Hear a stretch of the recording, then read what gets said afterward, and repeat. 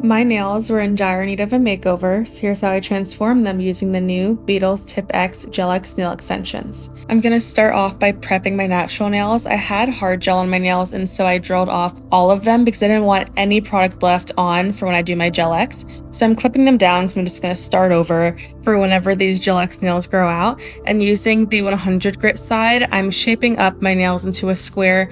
I just want my nails to grow into a square shape. That's why I'm doing this. I really don't have a preference, but I think it's just easier. And going in with Cuticle Work, I'm using my Orly cuticle pusher and pushing them back. And this is just to reveal kind of the dead skin. And now using my nippers, I know it looks like it's painful, but I swear it's not, because you should only be cutting off the dry, ashy looking bit, none of the actual skin, if that makes sense. And if you're doing it correctly, it should come off all in one piece, but if it doesn't, that's totally fine too if you have to split it up in different pieces. And make sure no skin's left behind, and you can see how it gives it that clean appearance. Think of your cuticles like little weeds growing onto a sidewalk. If you try and paint over them or lay something on top, it won't stick for long, and it's going to lift right up very quickly. So by trimming the excess cuticle, you're giving the nail extension a clean, smooth surface to grab onto. And this means that your Gel X nails will last longer, look neater, and won't pop off nearly as easily as they would before. So don't skip this step because it's vital in every foundation for nail sets. Now this sanding band has drastically changed my nail retention as opposed to a regular size sanding band, because the mini one can fit in the nooks and crannies of your nail. Like, I swear this has made my nails last for over a month. And you can even see here, it's getting right into the crevices of the cuticles, so anything that I didn't clip off, it's gonna drill right off very safely. And this does not produce rings of fire. And rings of fire is when you're drilling too harshly into the nail and you can see the grow out and it looks like a dent in your nail. And this does not do that, because it should be drilling right over the surface and just takes off the shine and any residue left on your nail. You don't need to add a lot of pressure, just go parallel to the nail to get off any of the little dust flakes on the nail, and it makes a clean surface. This is just so satisfying to watch, and I've never burned myself or a client with this. It's very beginner friendly and safe. I use alcohol on a lint-free wipe as my dehydrator, and this gets all the dust out of your nail as opposed to using a dehydrator in a bottle. Using a primer and base coat before your Gel X nails is like putting down double-sided tape before you stick something onto a wall. If you try and hang it without that sticky layer, it just slides right off. And so primer removes oils and helps the product really grip to your natural nail, while the base coat acts like glue that locks everything in place. And skipping this step is the fastest way to get lifting or popping off. So remember, primer and base coat are what make your gel nails last weeks instead of days. I'm going to show you why the Beetles Tipex nail tips are some of the best Gel X tips on the market right now as opposed to other brands. As you can see, I'm putting so much force. I'm trying to bend it up, but you can't because it's so sturdy and has a built-in apex. As opposed to competitors, when I bend it, it creates a crease in the nail. You can see a white mark forming. That means your nail was dented, as opposed to the Beetles Tipex.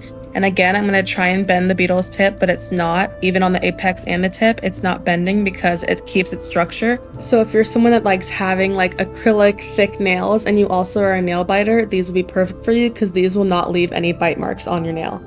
And now I'm going on to sizing. These have 16 different sizes, and if you're in between a size, just size up and you can file the sides off.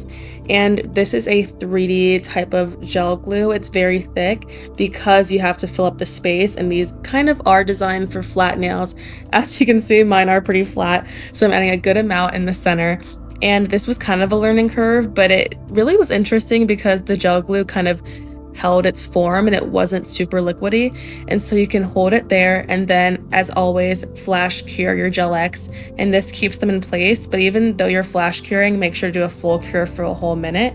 And again, going in at a 45-degree angle, showing it one more time, go in and slide it all the way through to your free edge and then flash cure. If you're a Gel X nail lover and you always put builder gel onto your nails to make them thicker, this is a perfect way to cut out the middleman and just add on some thick nail tips instead of the soft gels. Now for filing, I did behind the scenes kind of clip these down, but on here I'm filing them, and to seal the edge I'm using a carbide bit. Now this can cut you. Like, I'm not gonna lie, like, I don't like using this on clients because if their like hand moves, I don't want to be responsible for nicking them. but I'm going to be very careful on myself because I know I can keep my hand steady. And since this gel is kind of thick, it does come off in a like rubbery substance, but be like really safe with this bit because it is very sharp on the ends. I think the key to using this bit is to have applied your Gel-X tips a hairline away from the cuticle so you can have that wiggle room right there. I'm not touching my skin, but I'm close to it because I applied my tips, you know, a little bit away from it, so it gives it that room to seal and look flushed with your actual nail. Now using acetone, I'm using it to blend or melt the Gel-X tip into my nail so it looks like it's growing from my nail, so it looks super natural. This step also prevents your hair from getting stuck under your nail and popping off, so don't skip it. I'm doing a French tip blooming type of nail design, and so I want the background to be a natural bubblegum pink jelly color. So I'm actually mixing my own because in the kit it didn't come with like a skin tone jelly color. And a little hack to save money is that you can make any gel nail color you want by mixing the pure color and then base coat to make it thinned out and less opaque. And so adding more pink because I wanted it to be a pinker base, it created that perfect jelly color. It was a little solid, but I'm gonna do something after this to make it look more sheer or natural, I guess.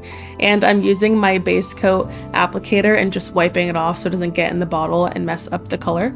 And using a liner brush, if it gets in the cuticle area, wipe it off, because if not, it's gonna grow out and look kind of crazy. I don't know if anyone else like feels this way, but super light and super dark colors have never been my favorite to paint just because I feel like there's no wiggle room for any mistakes, and you just have to wipe off a lot of it if it goes wrong, and especially in the cuticle area. So this is kind of why I clean it up a lot. And now to make it look even more jelly, I'm using this nice sheer white, which I think makes it look so much more natural as opposed to it looking like a light pink color. Again, cleaning it up because light colors are like my kryptonite. I do not like doing light colors like that. I always wipe the nail with rubbing alcohol before I do my French tips just because this gets rid of the sticky inhibition layer on your nail.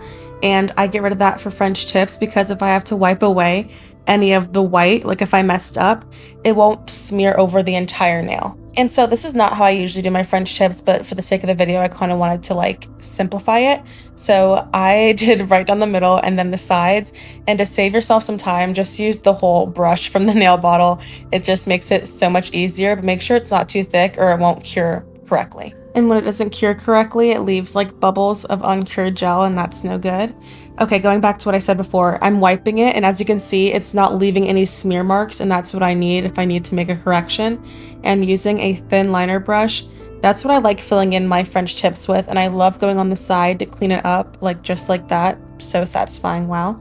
And making sure the free edge is all thinned out. In my opinion, it's not about French tips becoming perfect. It's about consistency and doing your French tips. If I can go back to when I first started doing nail art, my French tips looked nowhere near what they look like right now. But over time, they've gotten better to where I don't have to do the line in the middle and fill in the sides like that. Like it'll come natural. So if you're struggling with something, do it over and over again and force yourself to get better, or no change is going to happen. But if you have been trying for a long time and you're still not seeing any results or like the progress you would like to see, I do have like some tips for that. So I've noticed that using a small to medium liner brush for French tips works best for me, and gliding my finger and moving my finger in the angle of the curve so my liner brush doesn't have to do all the work is what works best for me.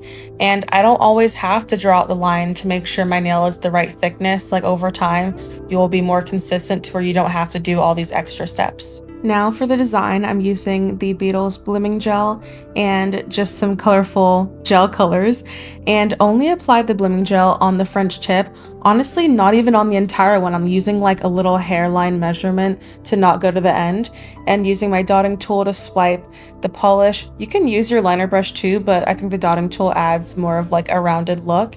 And try and not add too thick of layers of gel like I did. Maybe add a little less color and that'll make it bloom even better. Make sure to flash cure it in between every nail or the nail will continue to bloom, and you don't want it to do that because it's going to spread way too much. These are some of the colors I'm using. I wanted something that kind of went with every outfit I could have possibly paired together, and I wanted something kind of fun that I usually don't do. Blooming gel nail art can kind of be a learning curve or something that's hard to get the hang of. Even here, I added a good layer of blooming gel, but I went in way too heavy-handed with the colored gel again. I don't know why I always do that with nail art, but I need to like chill out with it. But this is why it's a good example of like, if you don't like something, you can literally just wipe it off because you could barely see the bloom in there. And I was like, yeah, I'm not leaving that on my nails. Like, no.